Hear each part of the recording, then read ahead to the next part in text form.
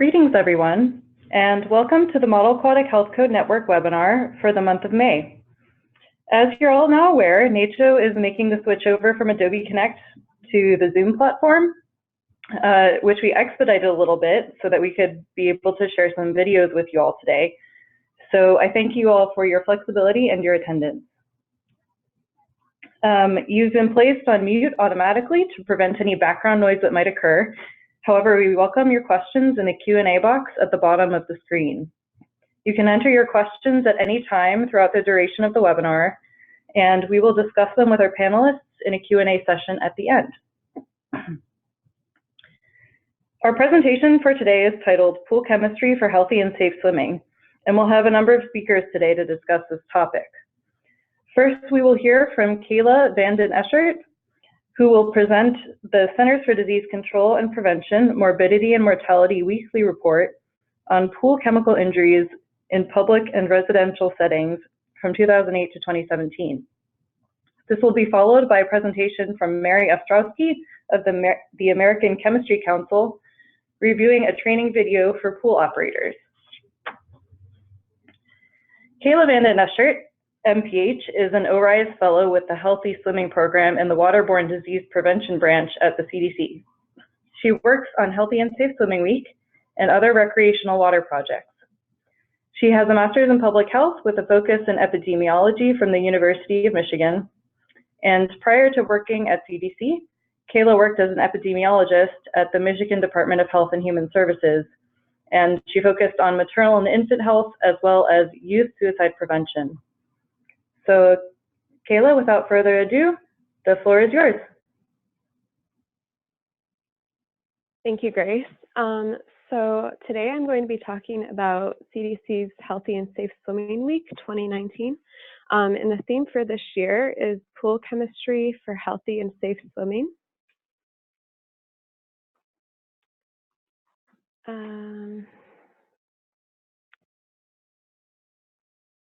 Sorry, Grace, I just need control. Oh, okay.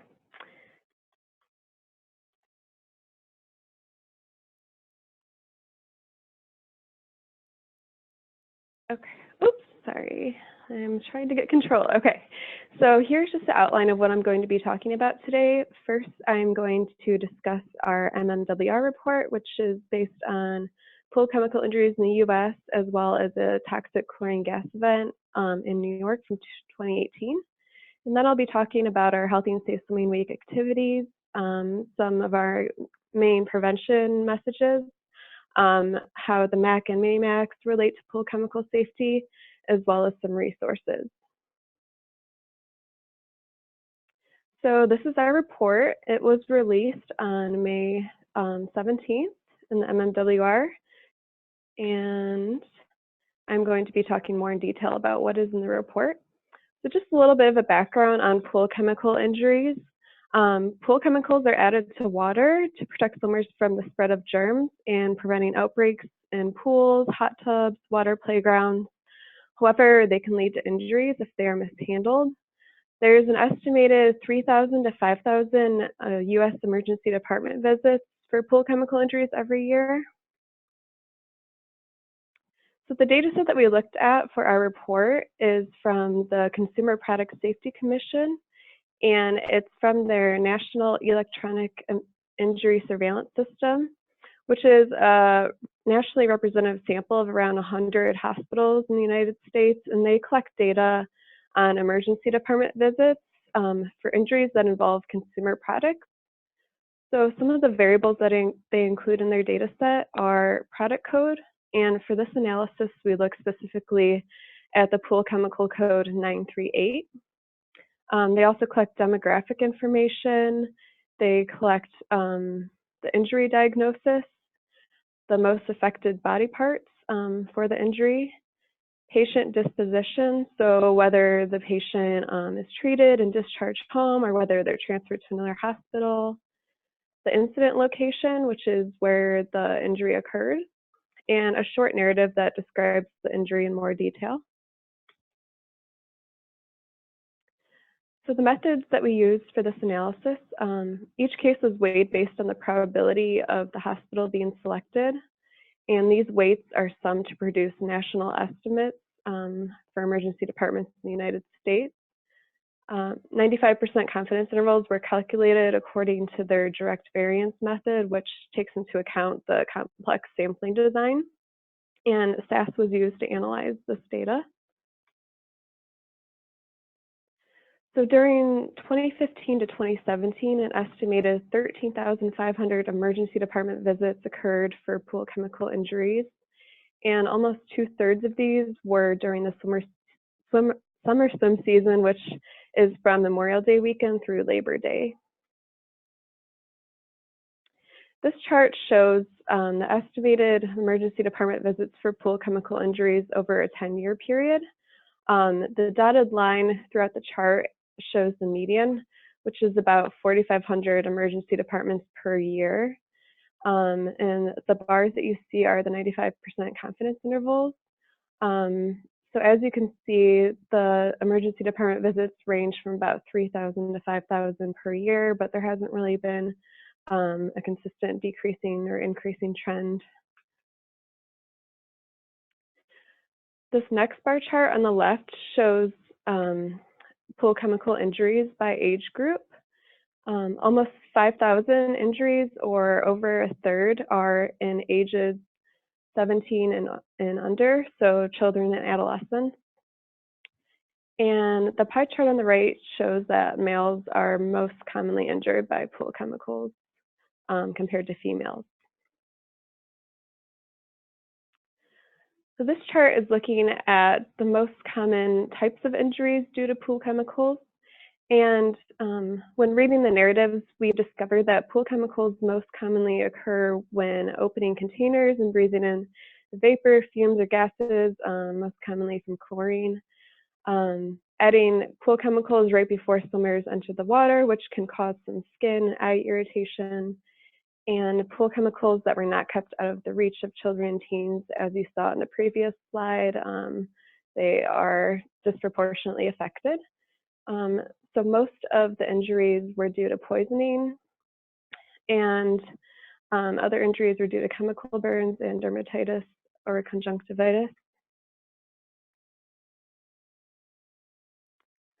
This next chart is looking at the locations where these injuries occurred, and over a half of injuries occurred at a residence, such as in a backyard pool. However, almost a third were unknown or not noted in the records. So when we looked at just the incident location where it was known in the record, almost 84% of the injuries occurred at a residence, so a very high proportion. We collaborated with New York State to report on one of their toxic chlorine gas incidents that occurred in August 2018 at one of their public pools. So, oops, let me go back a slide here.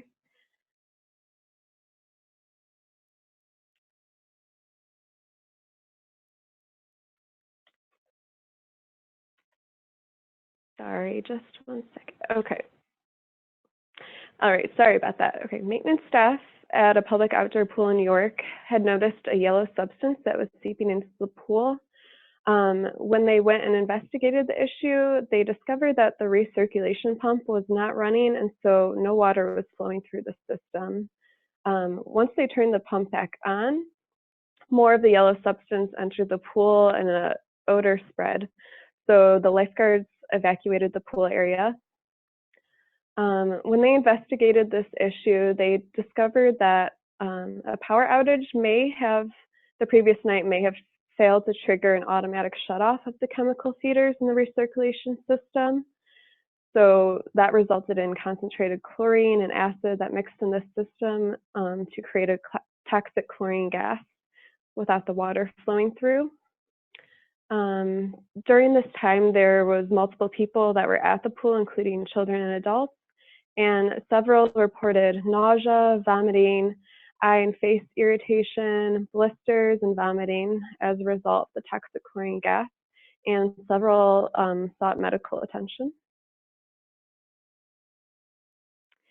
As a response to this incident, the New York District Office that investigated had shut down the pool for the rest of the 2018 season. The flow indicator was replaced, and after that, the flow monitoring system resumed working properly. However, they decided to implement some new policies and procedures for the 2019 season to ensure that this type of incident wouldn't happen again. So they will be performing a check of the recirculation system, testing the pool water chemistry, and documenting the findings every 2 hours while the pool is open to ensure everything is working properly and they have the proper pool chemistry. So I just wanted to highlight what we are doing for Healthy and Safe Swimming Week this year. The observance is this week through Sunday, right before Memorial Day weekend, which is when a lot of the pools start opening and everyone starts swimming for the summer. Our theme again is pool chemistry for healthy and safe swimming. And our messages are around pool chemical safety and tips for healthy swimming to be communicated before Memorial Day, and we also want to get the message out again around 4th of July weekend so that we can continue to send the message throughout the summer to swimmers and pool operators. Some of the activities that we have done for Healthy and Safe Swimming Week include some of my CDC colleagues published a commentary in the Journal of Environmental Health, and there's the link there if you'd be interested in reading. It kind of talks more about why we're focusing on this issue and just some messages around pool chemical safety. And then the MMWR report, which I had talked about the data that was in that was May 16th. We had a Facebook Live on May 20th that talked about tips for pool chemical safety and healthy swimming for the summer, so you can view it there. We have some social media messages through Twitter and Facebook and Instagram throughout this week and throughout the summer.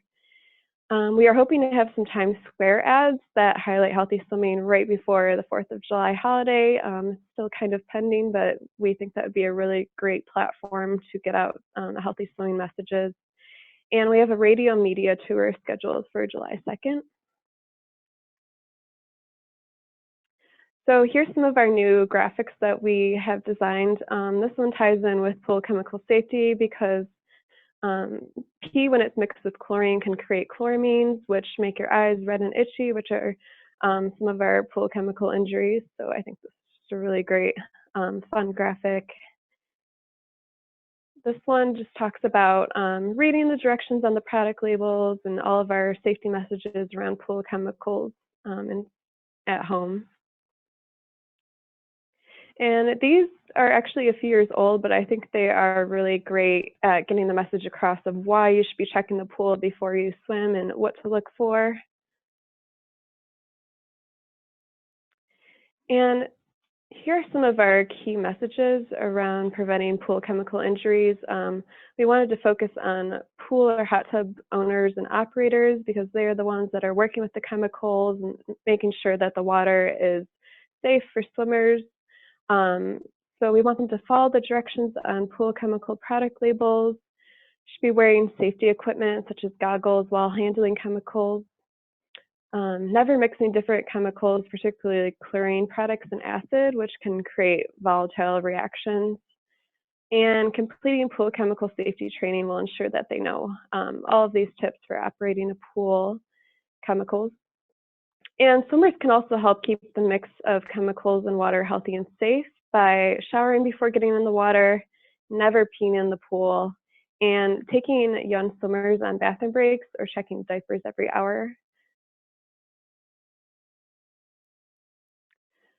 So the MAC includes guidance on preventing pool chemical injuries by encouraging operator training and including pool chemical safety in the training to ensure that all operators of pools know how to handle pool chemicals safely. It also includes some guidance on facility design and construction, making sure that there's a safe area for chemicals to be stored, preventing the mixing of chlorine and acid, and some of the engineering to make sure that there's an automatic shutoff when there's no or low water flow in the system. So mini MACs are some documents that have been created to aggregate MAC code and annex on specific public health issues to make it easier for environmental health practitioners and public health professionals to have a more concise document on certain public health issues that they would like to refer to instead of going through hundreds of pages trying to look for a specific code. So we have created new mini MACs that are focused on pool chemical injuries. There's one on preventing pool chemical injuries, and there's one on preventing inline production of toxic chlorine gas events. And before that, we also published 2 other mini MACs on improving swimmer hygiene and diaper changing and reducing the spread of cryptosporidium. Just as a reminder, MAC change requests to be considered for the 2021 MAC, which is the 4th edition, can be submitted to the Council for the MAC, or CMAC, through January 6, 2020. And here's the link if you'd like to enter a change request. Here are some resources that are focused on pool chemical safety, including the 2 videos that Mary is going to be talking about and some free pool chemical safety posters. I would just like to acknowledge my CDC and New York co-authors who contributed to this report and to this analysis. And here's my contact information if you have any questions, and you will have time at the end of the webinar to ask questions as well. Thank you.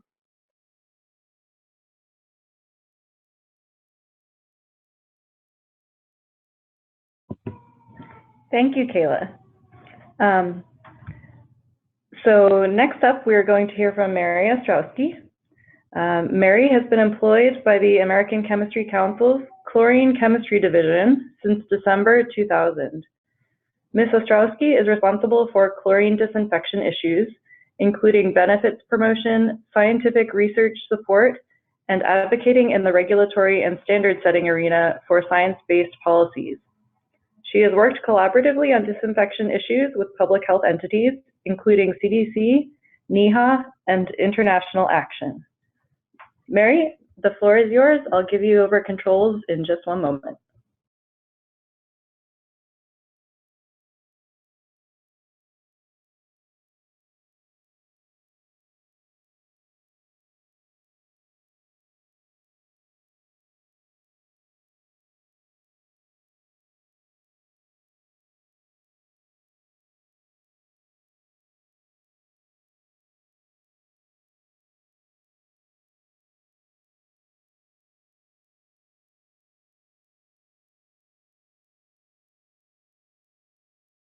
Mary, sorry about that. I need you to give me back over the controls so I can unmute you.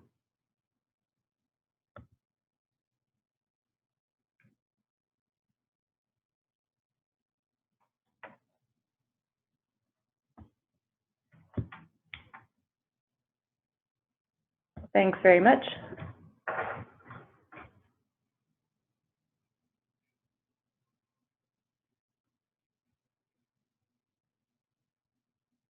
Okay.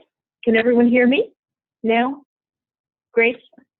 Yes, we can hear you now, and I'm about to give you over the slides. All right, there you go. All right, thank you. So every year in the U.S. and in other places around the world, there are several accidental exposures of chlorine gas to swimmers and staff at aquatic facilities. And Kayla had just mentioned that problem. And chlorine-based disinfectants in treated recreational waters has really been a mainstay of public health protection for many decades. In the past few years, however, these accidental exposures threaten to erode that image. Public health officials, the chemical industry, which produces the pool chemicals, the pool equipment manufacturers, operators, service professionals, and many other swimming pool stakeholders are equally troubled by this small but disturbing trend. This slide is from a TV interview with a first responder to a swimming pool in San Jose, California, in January of 2018, where about 35 people were accidentally exposed to chlorine gas and had to be transported to the hospital.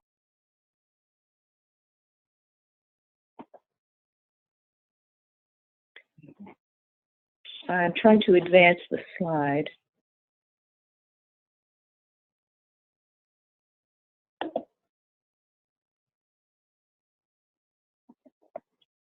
Okay, here we go.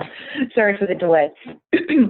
As news of these incidents came to our attention, the American Chemistry Council in late 2017 began gathering interested stakeholders for a project to develop a training video on understanding and preventing these incidents. We had a very technical-minded videographer who joined us in a series of teleconferences over the course of about the first 3 quarters of 2018. All of our meetings were held via teleconference, and a video slowly took shape with regular review and input from the stakeholders who have considerable experience in this area. The approximately 9-minute video was completed in the fall of 2018 and debuted at the 2018 World Aquatic Health Conference in Charleston, South Carolina, where Mr. Kevin Boyer presented it. The video is also online on YouTube, and it can be easily accessed at www.poolinterlocksafety.com. This is a list of our stakeholders. What we found was that many organizations were interested in this problem of accidental chlorine exposure to pool patrons and staff. Those who could lend their expertise generally did so, and others were and still are eager to simply promote the video, which is equally appreciated. And this year, we're in a major promotion phase. Now I'm going to show a little bit of a segment of the video, and this segment will explain why these incidents occurs. Our videographer, I think you will see, did a wonderful job of animating this. So let's just watch this segment of the video. But when there's a problem with the critical process of circulation and chemical injection, the risk to swimmers can become life-threatening. Here's how it's supposed to work. Pool water is constantly circulated by a pump. The water is filtered, and a chlorine-based disinfectant and acid are added to make the pool water sanitary. As long as water continues to circulate, there is no cause for concern. Remember that the system is safe as long as water is circulating. If circulation stops, but the chemicals continue to be injected, serious problems can occur. Chlorine-based disinfectants and acid react to produce chlorine gas. When the circulation pump is off, and the chemical feeders continue to pump, dangerous levels of chlorine gas can build up in the pipes. When circulation resumes, the gas is pushed out of the pipes and into the pool, endangering people in and around the pool. Okay. So you see the problem occurs when the pool circulation pump cuts off, but the chemical feed equipment continues to release acid and chlorine-based disinfectant. So what is really sorely needed is for these two functions to be electrically interlocked. Let's go back to the video for a brief introduction into the possibilities for electrically interlocking.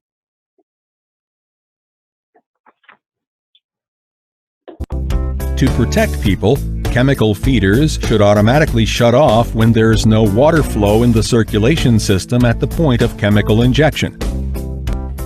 In order for this automatic shutdown to work, all components should be electrically interlocked together so they function as one system. There are essentially two ways to electrically interlock a system, either conceptually through circuit breaker design or directly through the use of a master electrical interlock box, also referred to as a safety switch. Okay, so that segment of the video shows that electrically interlocking the circulation pump with the chemical feeder will help ensure that if electrical power is lost to the pump, it will also be lost to the chemical feed equipment. So it's important to note, however, that basic designs such as ensuring the circulation pump and chemical feed equipment are on the same circuit only work for loss of power and not in the event that something else causes the circulation pump to stop, such as someone turning it off manually for maintenance, for example. Additionally, it is possible that someone may unknowingly unplug the chemical feed equipment and plug it into an outlet on a different circuit. That's why the safety switch, also known as the interlock box, as you can see on the screen, provides greater protection if it is installed and maintained according to manufacturer's directions. I'm going to advance the slide now. So the video also makes the point that unintended chlorine exposures may occur from mechanical or human error. And to help avoid human error, the pool and deck area should be cleared immediately whenever a flow sensor detects no flow in the system, an unexpected or manual deactivation of the circulation pump occurs, or the interlock system is activated, indicating a problem with the flow system.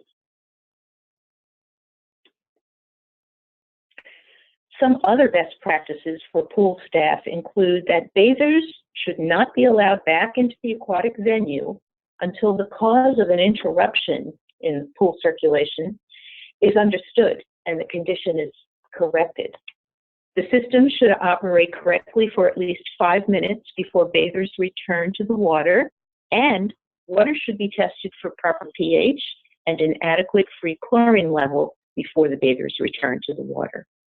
Lastly, staff should be trained to recognize high-risk scenarios that could lead to chlorine gas exposure, such as when water circulation ceases and when the electrical interlock and safety switch failure alert system is activated. That concludes my presentation, and Grace, I'll turn it back to you.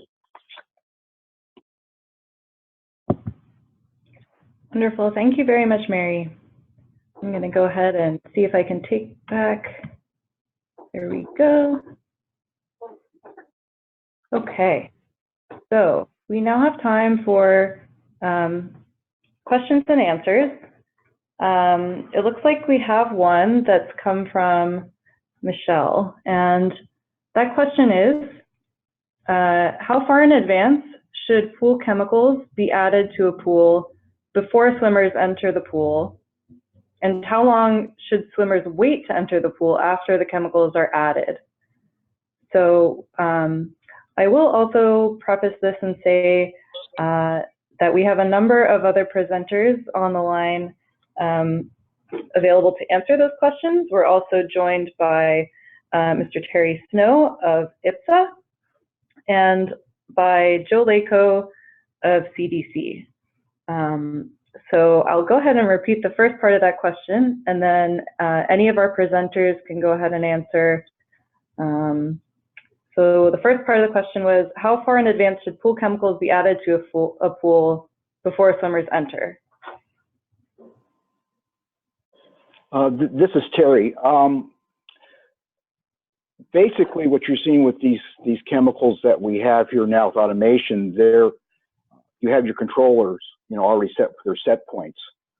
So they should maintain your proper levels that you've set it at. But the rule of thumb is when you do add chemicals to the pool, if you're adding, manual gallons, depending on the size of your facility, a good rule of thumb is to wait 1 hour before entry into the water. Awesome. Thank you, Terry. We have a question from Margarita. If there is white powder on the floor around a 30-gallon plastic drum of liquid sodium hypochlorite, what is the best next steps when the pool manager does not know what the powder is?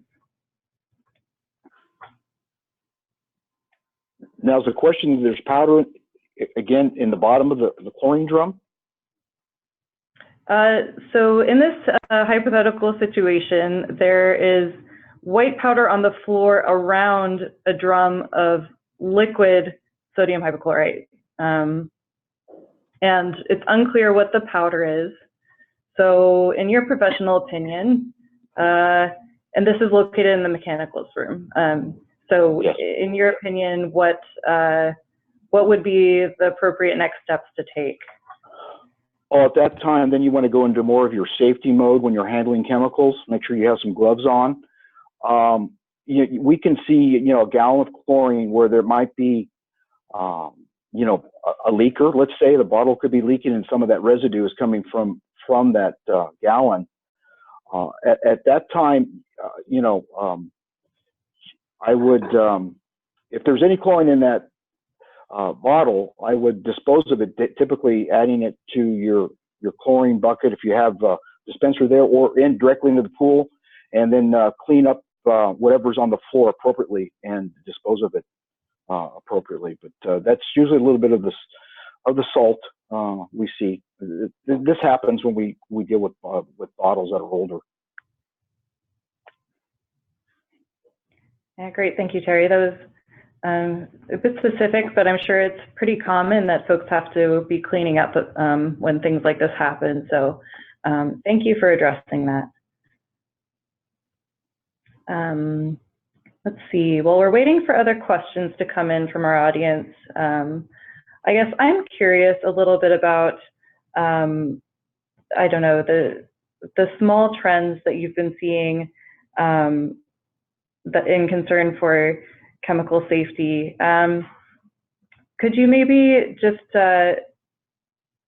sort of explain maybe the benefits and why chlorine is still such an essential practice for environmental public health? This is Mary. I guess I could kick that off by saying that chlorine is one of the few disinfectants that provides a residual level of protection in the pools. Bromine is one other one, but that's always been very important because chlorine lasts in the water and continues to work after it's applied to destroy the germs that could make swimmers sick with things like diarrhea or conjunctivitis, or I'm sorry, I meant to say swimmer's ear. And so I don't know if anybody wants to add anything to that, but it has been a unique public health benefit for probably about a century now in swimming pools. Great, thank you, Mary. That was a great sort of high-level explanation.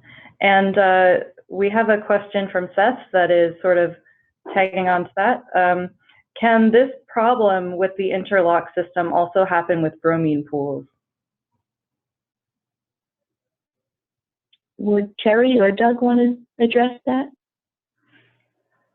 Well, anytime you're injecting any kind of chemical into your plumbing system, if there's a failure there, there's always that risk that that chemical could go back into the pipes, and then once the system were to come back on, there's always that potential for that failure. You just got to analyze your systems.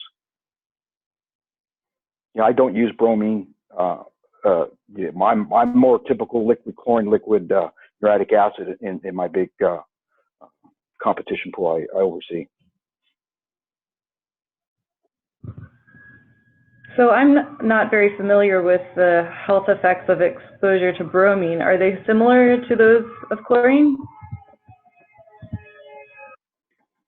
I'm not sure we've ever had a report of a bromine exposure, and maybe this is a better question for CDC, but certainly our media may not have ever picked up that type of exposure.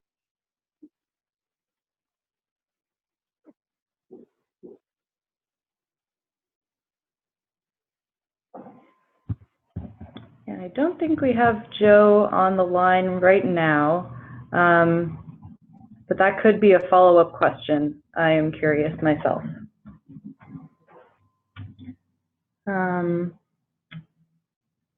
We have an anonymous question asking, why are we seeing trichlor tablets used in indoor pools?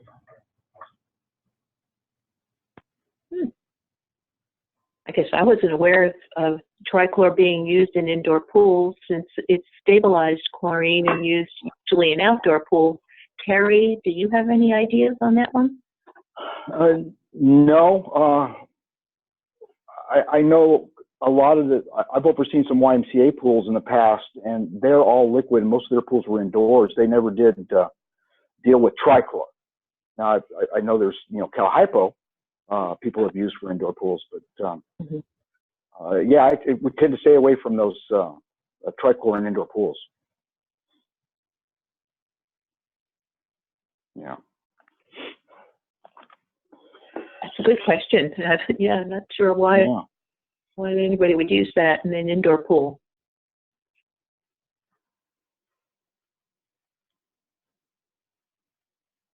I have to apologize to Kayla. I had her on mute. I was not aware. Thank you all for bearing with me with this new webinar platform. And I think it's going pretty smoothly for the most part, but I just wanted to open up the mic to Kayla. She's joined by Michelle Hossa, and any of those questions that you've seen come in, if you'd like to add anything or address those, please feel free. Thanks, Grace. This is Michelle. I would just add, I think with all these pool chemical injuries that we're seeing that are leading to emergency department visits, I think it's a good reminder that we need to read and follow directions. I would echo what Mary says in terms of if we want to prevent germs from spreading in the pool, we need to use a residual disinfectant like chlorine or bromine to stop the spread of germs, to prevent outbreaks. But when it comes down to these pool chemical injuries, they are preventable. We need to read and follow the product label directions to help keep us safe and keep swimmers safe as well.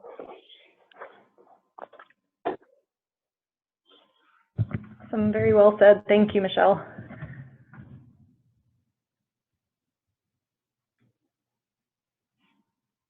Any other questions related to these chemical exposures?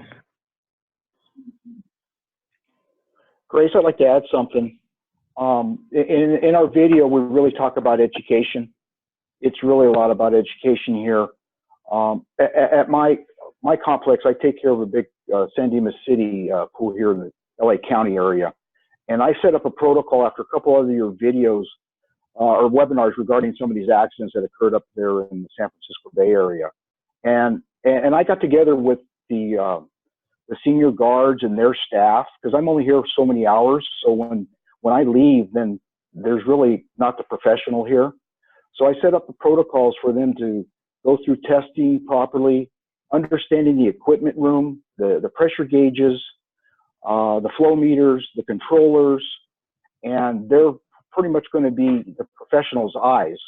So if they notice that the pool does shut down, then they can alert people, the proper people, to come in and take care of it, and then they go to their protocols of evacuation. And that is so important. And each year, I'm getting ready to train again here in another couple of weeks as our season comes about.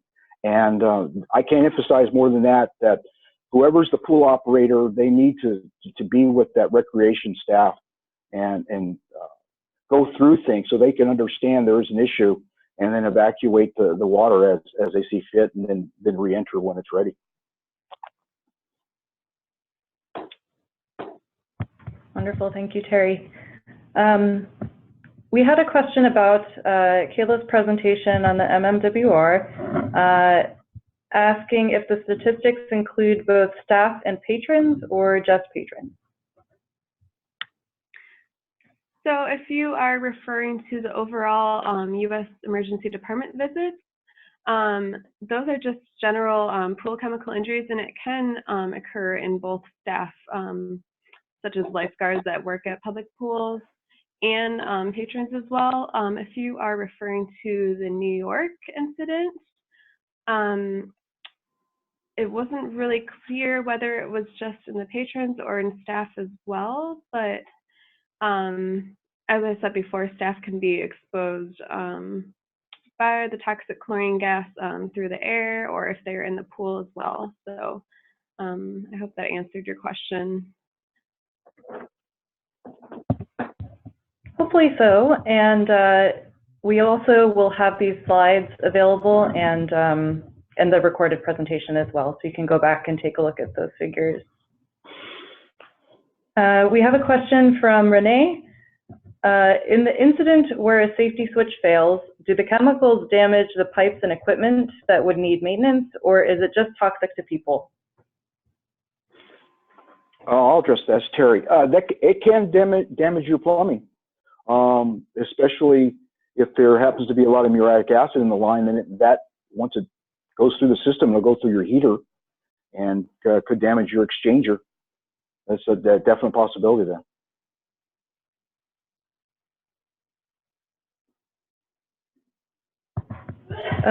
Colleen is asking, will the Safe Swimming Week include information about the recent rip current deaths that we've had on the coast?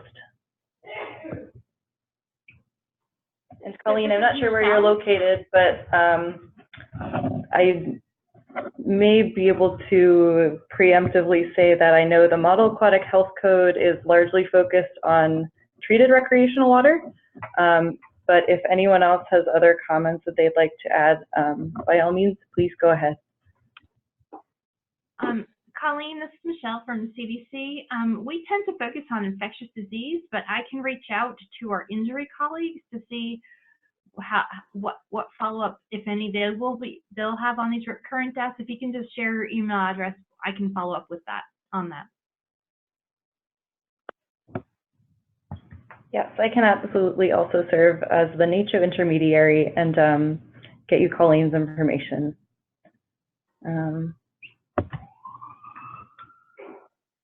We still have a few minutes. We'll see if any more questions come trickling in. But I just want to thank all of our panelists so much for being here today, for taking the time out of your week to learn a webinar platform with me and share all this great information about Healthy and Safe Swimming Week. So I think with that, we will conclude our webinar. It will be available on the NACCHO website, and please feel free to share widely. Thank you, everyone, for participating today.